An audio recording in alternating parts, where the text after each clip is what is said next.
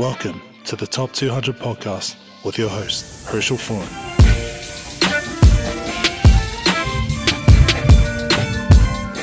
What's up, everybody? It's Herschel Foran from High School Top 100, and this is the Monday morning meeting.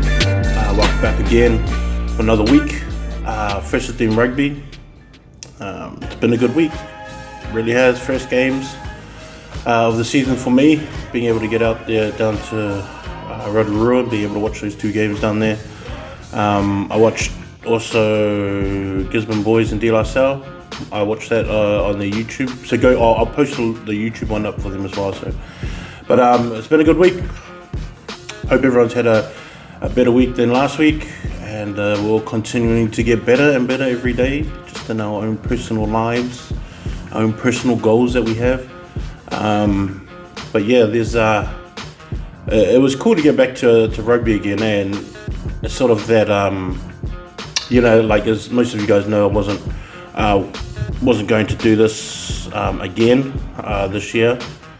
Sorry, I forgot to say, because I don't do this all the time, but please like and subscribe this page. Send it to all your friends, comment, all that other kind of stuff that goes along with this. I know you guys hear that on your kids, I guess devices and whatever they got in their hand and whatever channels that they watch on YouTube, but do all that, like, subscribe, comment stuff, send it to your friends, get people to jump on high school on hstop200.com as well, just so you can that I can continue to do this and that I can continue to get around, because I really love this stuff. I love doing it. I love being able to get out there and going to Rotorua again. And Rotorua is one of my favorite places to go to. I don't know, there's something about the history of that place in terms of rugby, and even their Māori culture as well has always been a something that kind of draws me as well, knowing that like the school is pretty much bilingual. And I've said it before that you hear the boys speaking Māori to each other just in everyday conversations, and just the spirit that they have at that school when I go there. You always get a good feeling. Kelson Boys is kind of like that too. De La Salle is like another one of those schools as well. When you go there, you can feel, I guess, how I don't know if it's welcoming, but comfortable you can be there. Napier, Hastings, those kind of schools. Hamilton Boys has got that same feel.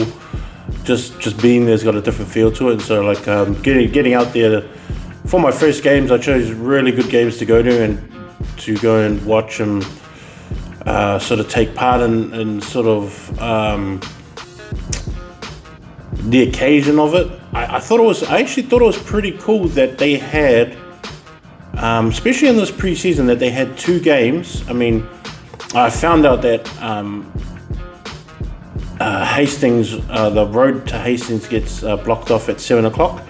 And so to make sure that, everyone gets home and gets back safe in time and don't get locked out, they chose to go to Rotorua and do it there, which obviously made trips a lot shorter for everybody, all the parents to travel, and both teams travelled really well. Like even a lot of Westlake people came down, heaps of Hastings people came.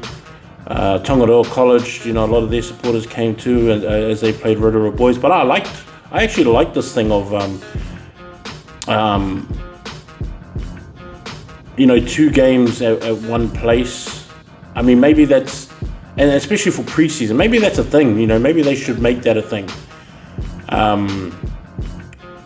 Maybe a school should just host like 3 first 15s, especially ones that are traveling, and feel like a middle ground, a middle point for some teams, so that like parents can also go and, make it to the games, and supporters can travel as well, and maybe do something like that. And the other thing is that like, I think it was cool also that the boys were able to see each other, around and see each other play and sort of meet up again. I know some of the boys met up with each other And I thought it was pretty cool that they were able to do that.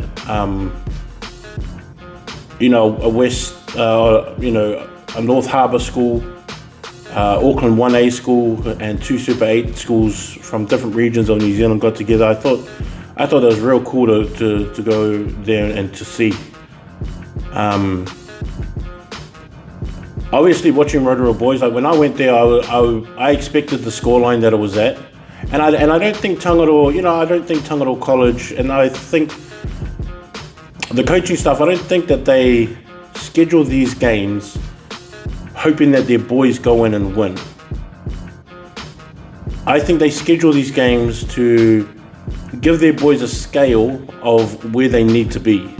And I actually think that's really important what the coaches are doing, to go up against schools that they know that they're going to lose to, but they know that their players can watch and get something out of it and go, that's kind of what we need to do. That's kind of how we need to move. That's the pace that we need to play at. That's the accuracy that we need to play at. And, have those kind of things in their memory. And I really give it up to Tongaroa College for even making this matchup. Because, you remember, Tongaroa College can go and, when you're doing your own pre-seasons, I mean, they could book against, they could book a game against easy teams that they know that they're just going to smash through, But I feel like Tongaroa College, takes this matchup because of that, because they're able to be showing where they're at by a better team. And Rotorua boys need to take this game for the physicality side of this too, is going, we need to be able to do our moves under pressure.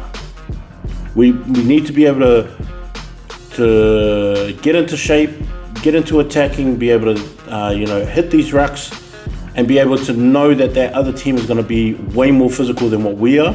And I kind of think that that's why they have that Tongaroa game too. It's because they need the physicality out of it as well from these boys from Tongaroa College. Rotorua needs to feel that. I think some people got to remember is that although the Super 8 is probably the best competition that we have in New Zealand, but it's definitely not the most physical. It definitely is not the most physical.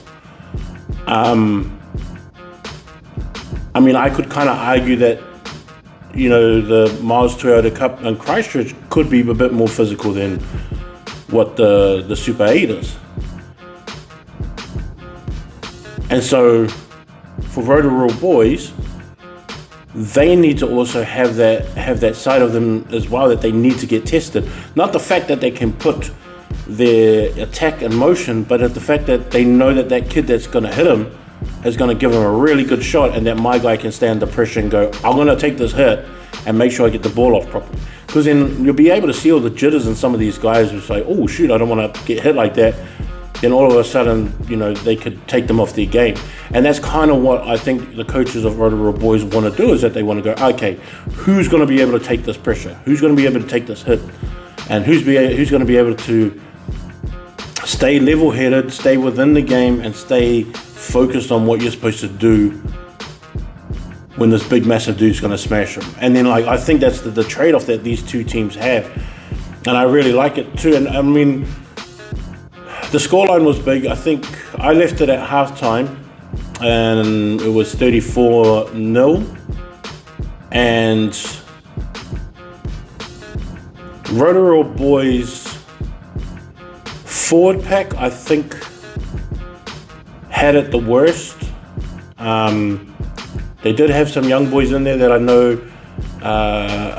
that were in there to get a bit of a feel for this game, and I think they passed the test. I think that they did really well. I also think that they learnt a lot as well, because I didn't think the forward pack showed a lot of shape in the attack from the forwards, and they were a little bit late to some of their some of their pods, to some of their attacking pods, and so I think some of them got caught in two minds of whether to join the ruck and I think that's another thing too, is that sometimes as a younger player you get a bit lost in terms of should I join the ruck, or should I know I've got to be back there, but do I trust that these guys are going to keep that ball safe, or do I get in there? And so some of these boys weren't sticking to their assignments, and instead of 3 boys approaching the line, there was only 2 guys there, and then there was one late guy who was coming in, and that was obviously the young guy. And so they had to figure that out in that first half. The backline, I think, the backline, I don't think, it was the reason why they were so quick. Jai and Kez were just running the show at 9 and 10, and then Maloney at the back obviously was just a problem all day, just in the way that he runs and he is able to find gaps. And there was a part in there too where he went for a high ball, and the guy took out his feet accidentally. He didn't do it on purpose, and Maloney pretty much landed on his head or the back of his shoulders. And then the fact that he just stood up and just carried on, I mean, he could have rolled around like a soccer player and then just, milked it. But I like the fact that he's just like, it's not a big deal. Come on, let's just hurry up and get on with this. And I know that some players do just stay on the ground, knowing that they can get up. He worried more about the play rather than, trying to milk a penalty that you don't even know if it's going to come or not. And then you had, after about 5 seconds, you have to stop your acting and go, okay, I'm not acting that great, so I better get up and do some work, or else we're going to be behind. I mean, there's always going to be that awkward moment of like, well, how long is too long being on the ground here? And because then after a while, if you just keep playing, people just keep playing while you're just lying on the ground. And then your trainer has to come up to you and go, is this real or not? And then you kind of have to go, oh, okay, and then, do your little extra hobble to the next ruck when you know it's fine. And the fact that Maloney just played on, I thought was really good from him, just to show that it's like, not every hit is a chance to throw your hands up and protest. He just pretty much just flipped on his head and just jumped up straight around, just ran back to fullback and just ran back into a spot. He was ready for the next attack that was coming. Even though the ref caught it as a penalty, like, he just didn't care. I like that kind of stuff, just being there for, you just knowing what you have to get done. It's just like, get rid of all that other stuff that comes with it. It's just like, just keep to the game plan. But the backs were just too good for Tongaroa. It was just too much. It was too fast. They were moving at a pace that was too fast and too accurate. And then when you had like opportunities to make a break, the Rotorua boys didn't hesitate. Like, they knew exactly what was open and what wasn't. Like, there was a part there where they moved the ball 2 phases from right to left up to the 22 of Tongaroa. Then they got caught on the edge, and then Jai just noticed that the winger had come in and made the tackle, and instead of like looking at the 2 sets that were already set up, or the 2 pods that were set up, he just looked around the outside and just grabbed it and just took off straight away, like no real hesitation at all. And I think sometimes you need that confidence as a player, and also to show that confidence to everybody else that's in your team. Is like, it's all right if you do stuff like that. Just don't hesitate, because once you hesitate, that closes up and it closes down your opportunity and all that kind of stuff. And, right when he made that move, straight away, the guy that was sealing off saw him and then followed straight behind him. He was already gone for the try, but everyone knew it's just like, just move with it. Don't stand back and watch. And just expect them to score a try. Just go just in case. And I kind of like that kind of stuff from when players get the right read, they make the right play, and they have that confidence, and not just in themselves but also in the team, and making that decision, just to play off what you see sometimes. Like I've talked to a lot of coaches, and even coaches try and not coach that stuff out of kids, especially here in New Zealand, where we have a lot of kids that are real creative players. They play a lot of instinct, they play a lot of what they see right ahead, and they do just need some foundational structure. At the same time, you don't want to coach that stuff out of it. So I've talked to a lot of coaches that go, no, we try and be careful with the way that we coach them, to not just be robots on the field, to also be able to trust that your instincts are right, trust that you're confident enough to make that call, and also to communicate properly, to go, when you go, if no one knows what you're doing, you can call them with you straight away as you make it, and then sort of get those things getting into practice, so that when teams are together longer, you just know how somebody is, that they're just going to take off like that. Once he sees something, he'll just go with it, and so players are good enough just to roll with it, and you get some really good results. You get some really cool highlights out of it too, and so that was all what Rotorua was doing yesterday. I know that score ran up really high, and I know some of the Tongaroa boys as well are probably looking at it as a real big hiding, but I just don't see preseasons like that. I don't really look at it too much for scores. I look at it more for circumstance and what your situation is, and all coaches want boys to do in preseason is just to take what they've learned and just to see if they can apply it. There's some boys that are great trainers, but when it comes to the game, all this stuff just flies out of their head. Some of these, a lot of that stuff that we think is all about physicality, and we're all about the speed and the power and quickness and blah blah blah. It's just like, if you don't have the mind for it once you're on the field, you can quickly become a liability, to be honest. And I would rather take the guy that's level-headed on the field, that knows what to do and when, than the guy that's just playing off brute strength. Because sometimes, especially in rugby, the higher and higher you go, brute strength after a while does not matter at all.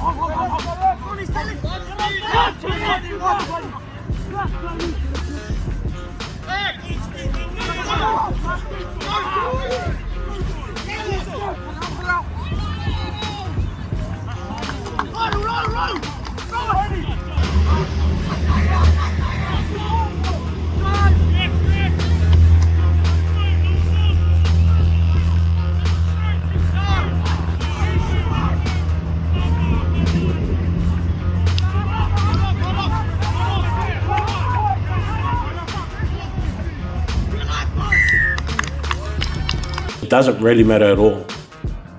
You can't just be brute strength. No one's that strong.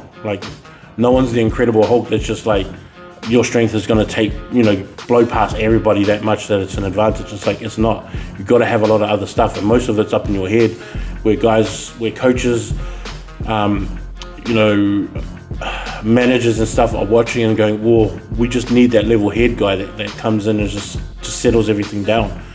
That's why you have those settle down kind of guys. It's just sometimes he's not the most talented, but he's the one that's tired and can also still talk, and he's still going on in his head what's going on. And even though at first 15, most of the time you only have a year or two to figure that out at first 15, some boys are great at doing that, and some boys take a little bit longer.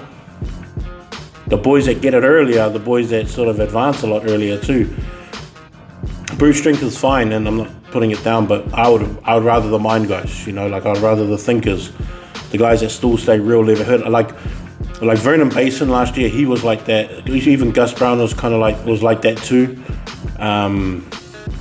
Xavier, all these guys, obviously, Peyton and Aki were all in that sort of situation where they were smart enough and level-headed enough to just carry on with the game. Tom Allen was kind of like that too. Him and Liam and Tristan Cook, all those guys, even at the hardest points of the game, they were still thinking and they were still reacting and still, staying with what their plan was. And that's what I always kind of like about those kind of players, is that as long as you can stick in with that part, then you're going to be fine. The other game that I went to, after the halftime with Rotorua boys, I went over to Westlake and watched the Westlake and Hastings, and Again, first preseason for both teams. I think it was their first setup for both of those teams, and I found that Westlake was the more impressive team.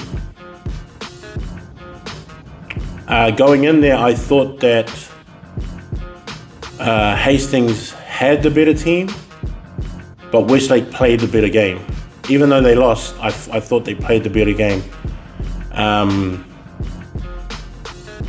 I know that ref, and the parents who are listening to this that were at that game, whether you're from Hastings or you're from Westlake, the ref was a bit happier for one side, but I can kind of understand where and why he was blowing the whistle.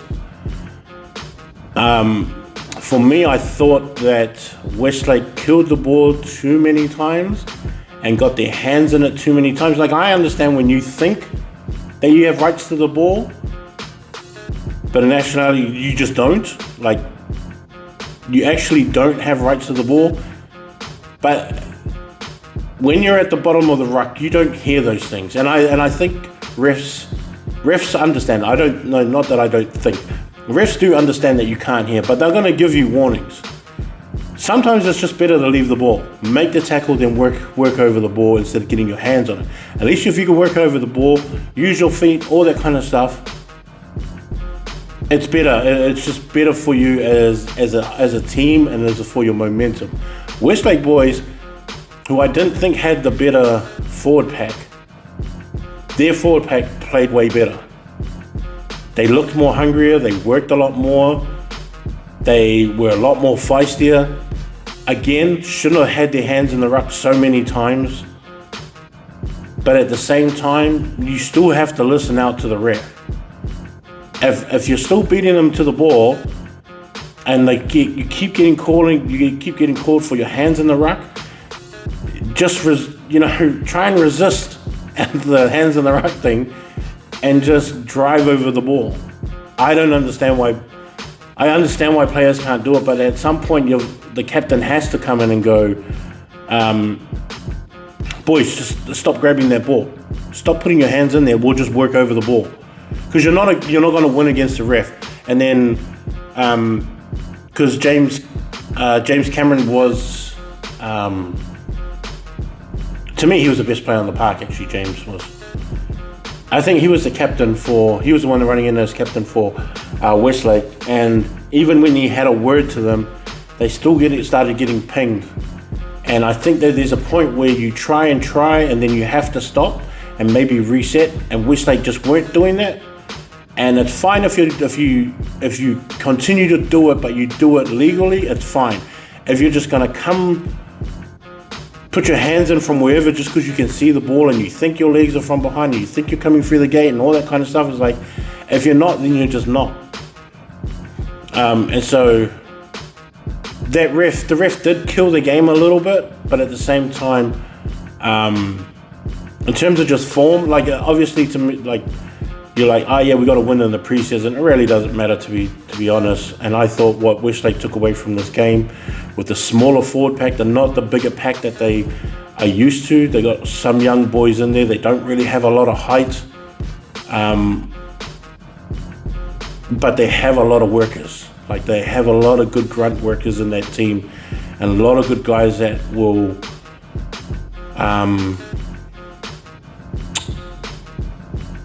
fight for everything that you need. And with Westlake boys, I would be happy with. I would be confident. Yeah, confidence is the word. I would be confident if they were in a tight game and we needed to get the ball back. I would be confident in a team like Hastings and Westlake boys to somehow find a way to get that ball. And in the dying minutes to still have that fitness and passion to get the ball. I think the Westlake team will be. I'll be confident in a Westlake team like that to get the ball back and to have a real good shot at winning those close games. I think them and I think Westlake Takapuna, Whangarei, and Rewa will probably be the 4 top teams in that competition.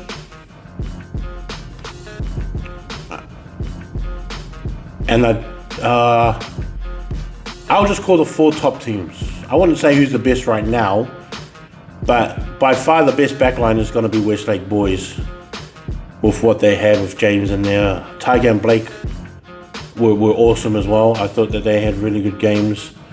The timing of that, JD was also massive on the wing, involved a lot. Timing was great. They had 2 tries that were called as forward passes. One I could say probably would have. The other I would say I don't think that was a forward pass. And it's just one of those things. And it's lucky that it's just preseason, to be honest. I'd be more pissed off if it was a game that actually mattered in terms of, seeding or ranking or anything like that. If this was top 4, I'll be plenty angry if I was top 4, but it's preseason, first game. Everyone's getting used to back to the pace of the game, especially the young guys. If you've got a team that has a lot of young guys in there, if you got year 11s that you're trying out, and if you've got young year 12s who are the first the first year in the team. If you're young year 12, you're still year 11. That's like a year 11 age. So don't expect them to be any more mature or anything like that. Just look at them as a year 11, because that's pretty much what they're coming in as year 11s. And so those are the guys that are going to they're going to need to try and get used to the pace in which the ball moves and the pace of what everybody is moving. And sometimes I think that we forget that just because they're wearing the first 15 uniform, it doesn't mean that they're playing at a first 15 level yet. You've just got to give them time. You can't get too angry at them. You can't get too critical of how they're moving, because you're like, oh no, he's just come from under 15, especially if they're year 11. Just like, he's just come from under 15. You're expecting this kid to be up to pace with everybody else when he just came from under 15s and moved into first 15. And so for me, it's just well, I don't really look at that. I look at how they tackle, how they go into contact, how they run the ball, cleaning out, things like that, because I think the first thing that young kids, I was the same way, is that I was more worried about the physicality. Even though I was I was 6'2", I was 6'2" and about 115 kgs or something like that when I was year 11, year 12. And then when I got to year 13, I grew to 6'5". But I was even as a young guy who was 6'2" and 100 and something kgs, in my mind, I was still young. I was still worried about that big 18-year-old that I'm actually bigger than. I just didn't have that same physical confidence that he does. So even with all these boys that are in the first 15, it's you still got to get them warm up to these games. Even the kid himself, he's going, yeah, I'm gonna hit these guys and blah blah blah. In his head, he's just holy crap. I don't have the same reputation. Remember, people are dealing with reputations when you're at your school, you're fine. Everyone knows who you are. When you go to another school and that kid doesn't know who you are, he's he doesn't care what your reputation is. He's just trying to smack the hell out of you. And that's kind of what we, as fans and supporters and parents, have got to be like. It's just hey, just give them time. They're probably not going to get used to it until about five weeks into competitions, when they've had 8-9 games already, including preseason, to figure out where they belong in this, or how they feel about this, or the confidence levels. And some guys may go into it real confident and then find out after 5 preseason games, you're just holy crap, is this all year? Is this how it's going to be all year? Do I ask them to go to 6 or 15? I was how am I going to harden up for these games? How am I going to be the guy that they think that I am for these games? Can I handle the pressure in terms of like what they're asking me to do? In my mind, I'm not that confident, but how do I pretend to be confident, Or how do I find that confidence? All those kind of things we just got to watch out for with our young players and going, well, let's give them time. Let's try and be a bit more honest with them, maybe try and direct them, and just say the things that you think that they're thinking that they're not confident enough to say to you.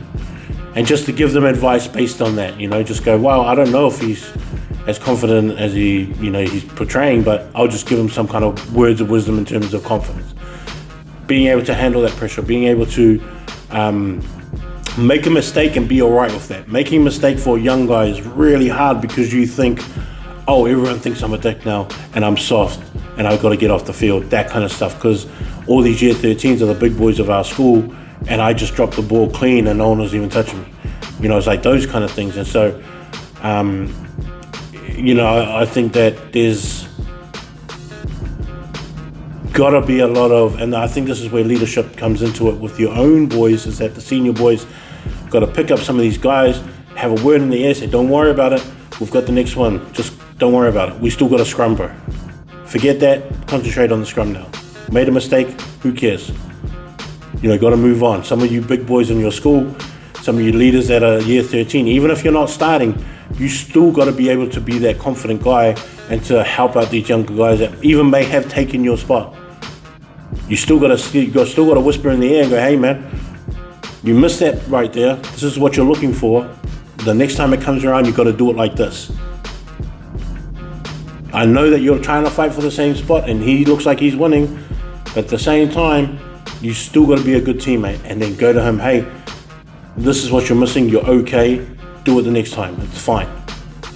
All those kind of things with all these young players. And it's cool because I like, obviously I'm looking a lot with at a lot of these young guys with the year 11 top 60 rankings, and I'm starting to get all the guys' names in for guys who have started to make first 15 squads, who have started to who have already just played their first preseason games, and a lot of year 11s are talking to me and go, hey man, I really loved it. I played this. I played for this many minutes. I talk to them about how they feel, and I talk to them how they felt putting on that jersey, because I think that's something that we miss out on, or that we don't, I guess, acknowledge, is that when we're sitting in the room, we're sitting in our changing rooms, and that kid puts on that jersey for the first time, to ask him to just take that mental picture of this and go, just remember this feeling, because when you're year 13, still have that that same kind of pride and feeling that you have now for putting on that jersey, because a lot of these boys have been waiting for this moment since they were year 9, or even since their brothers were first 15 players.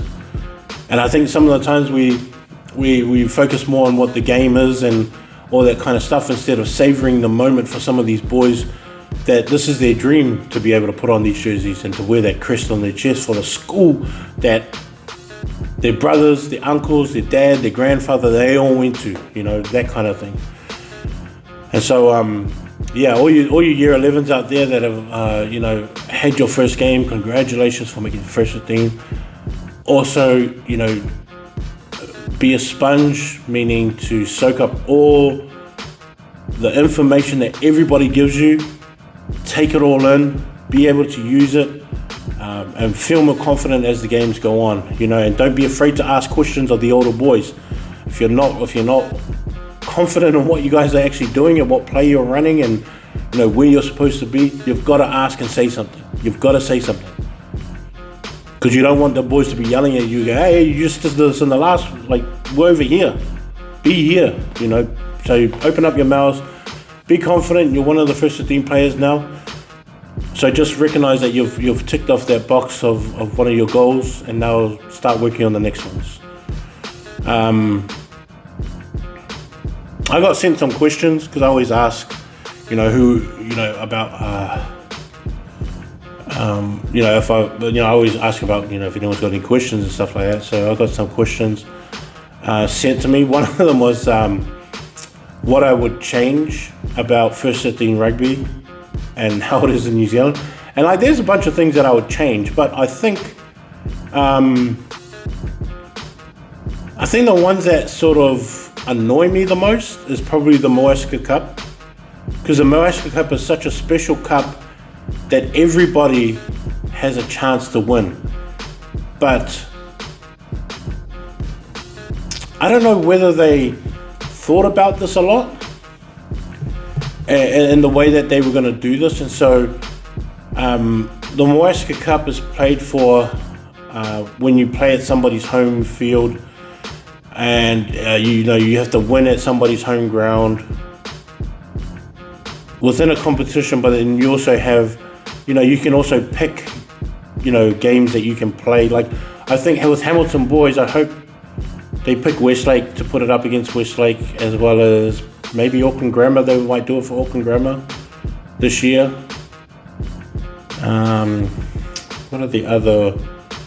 Yeah, they'll probably definitely have it up against Hastings and Napier and Rotorua and Tauranga and all that kind of stuff. But I think that the Moeska Cup should be up every single game. And I think the worst thing for New Zealand Rugby is that Hamilton boys won it. I think it's the worst thing for New Zealand Rugby, because these guys don't lose, and definitely don't lose at home a lot, which is like the other thing. It's like the only other place that you could probably beat them that's not going to be at home is if you go to top 4. But the worst thing that you could do is that as the Hamilton boys have the Moeska Cup, and we don't know when that cup's going to leave. But it should be up for grabs every single time. Because I think that the aura and the story of the Moeska Cup should be taken and spoken about all the time by players. And if it's not talked about, especially with how the world is now, where information and storylines don't last for 9 hours, kids are just going to forget how special this thing is supposed to be. It should be making a bit more of a big deal of it. Like, we should be making a big deal about this Moeska Cup. It should have a lot of stuff that comes with the Moeska Cup, and a lot more teams should be able to hold it, or should be able to see it, and should be able to talk about it, and to put it down on their calendar of when they're able to, have a game and have a chance to go and win the cup. And I think that, like, the more that you have that cup up for grabs, the more the story of it is going to go around, the more the want for it is going to go around, the more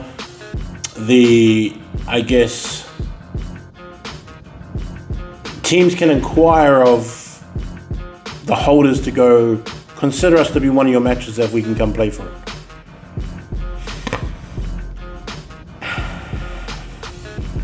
And now that Hamilton boys hold it, I hope Kelson asks them.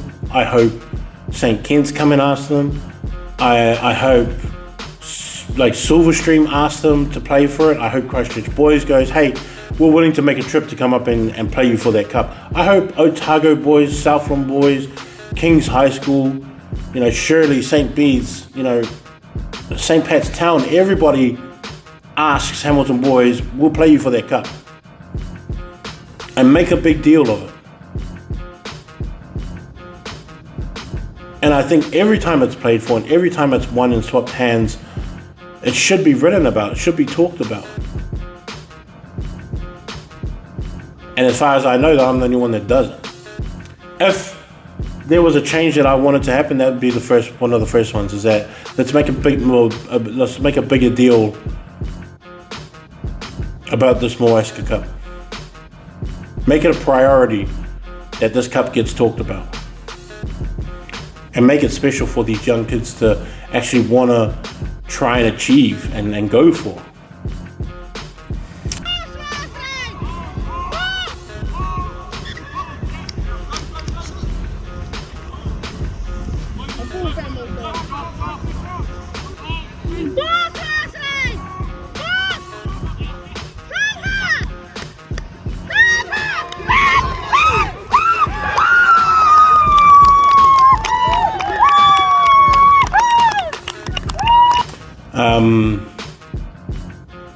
The other one, I think, the other change that bothers me, I think more is the Blues region.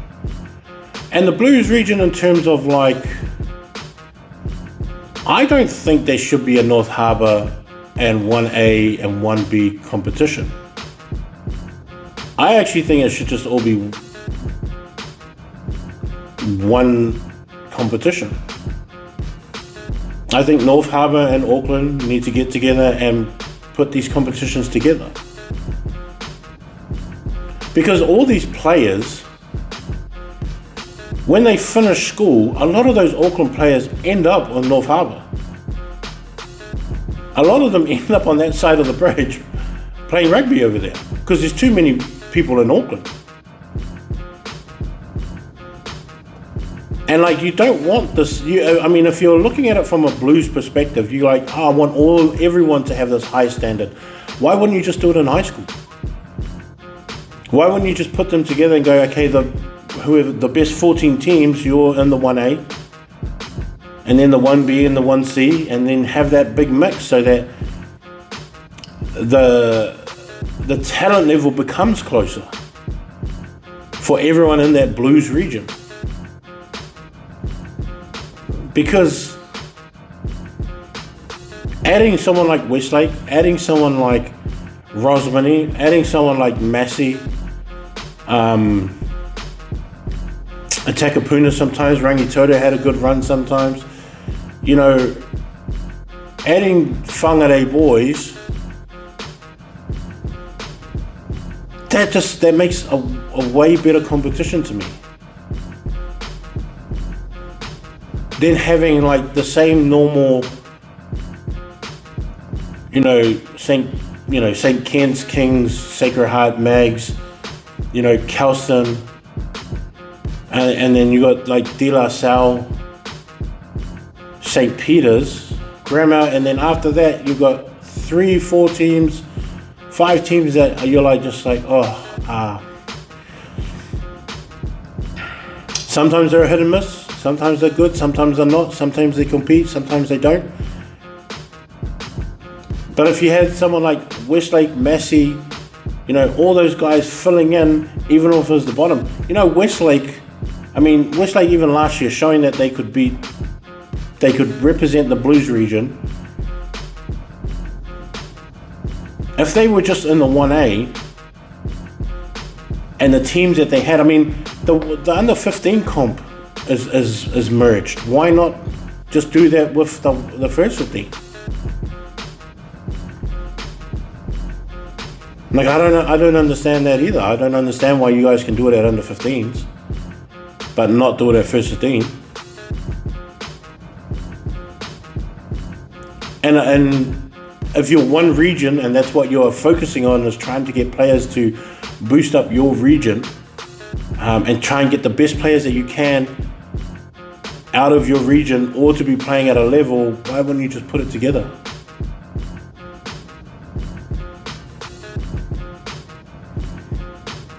I just don't understand that, and because they're all so close.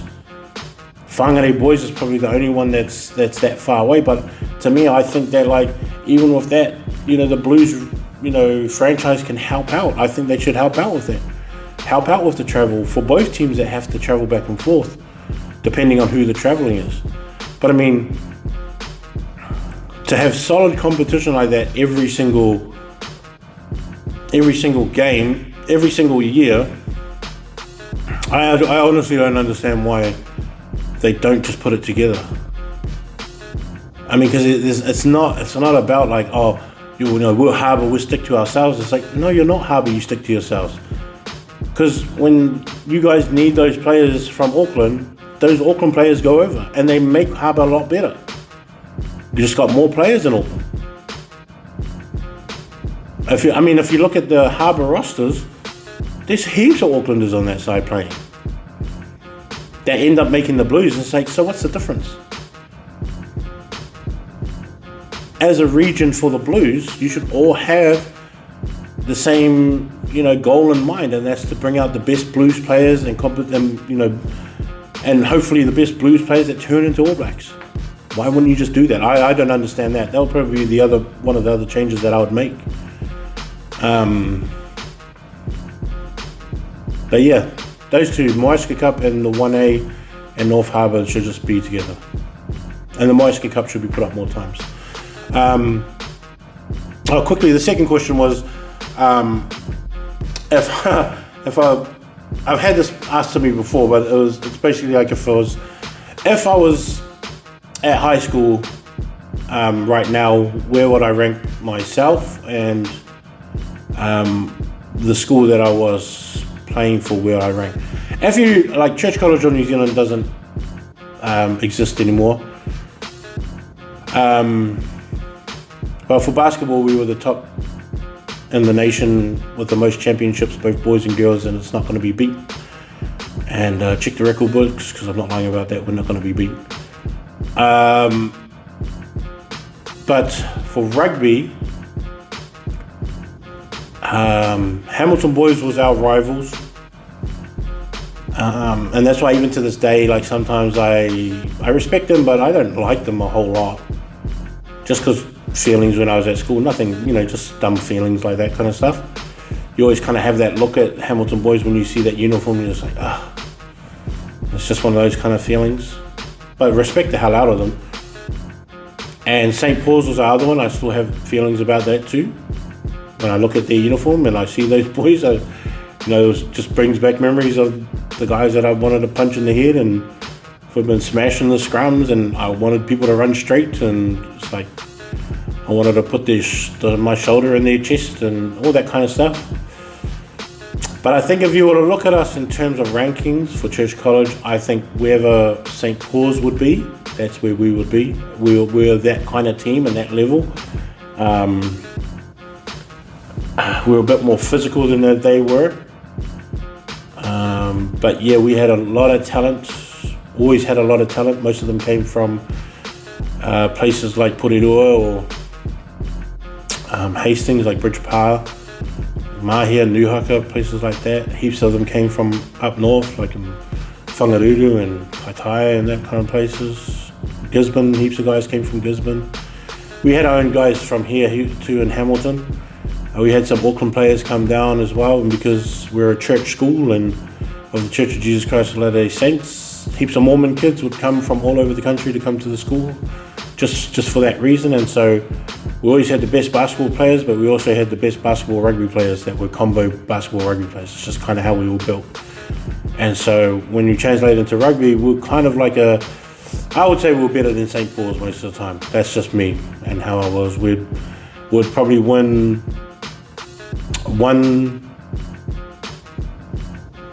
out of 3 matches against Hamilton boys, something like that. That would be kind of our ratio. But yeah, so we'll definitely be a top 15 school every single year, I think. I'll be top 25 every single year, consistently. But in terms of ranking myself, like I would not rank myself in the top 200. Even though I was invited 2 times to the Northern Regions trials, which was from the Northern Regions was pretty much the Blues and Chiefs regions without Taranaki. They were down in the Central region. But the Northern Regions had the Blues and Chiefs regions together and would have their own trial.